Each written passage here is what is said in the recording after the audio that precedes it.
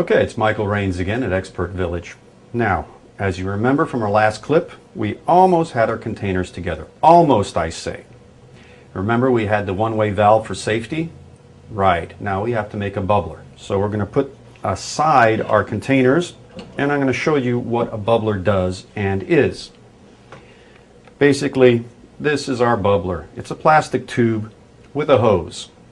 Now we're going to put a rubber cap on it. Yeah, it's a sewer cap off line. How interesting. And it goes on top, just like that. And we're going to have a hose coming off the top of this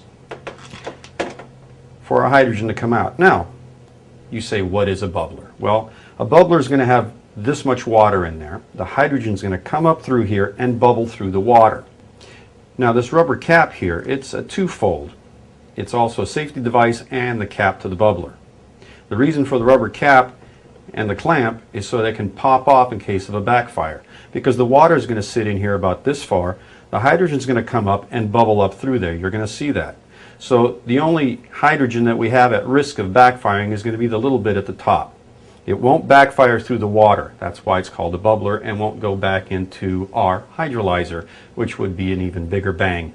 No good, can't have that. So if I have a backfire and explosion, it's going to be right here.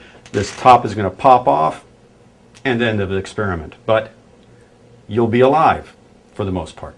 So now we're going to mount our little bubbler. It simply goes in here on this little bracket I made earlier. I know I should have showed you how to make the bracket, but it was boring stuff. As you notice, these are just 2 wire ties. How easy is that? Slips down here, tighten up the wire ties, trim them off. Our bubbler is mounted. Now we can hook up our hose and we're ready to go. Almost ready to go. One-way valve, bubbler. Now we have to do the solution, the aqueous solution, but that'll have to wait till the next clip. Stick around.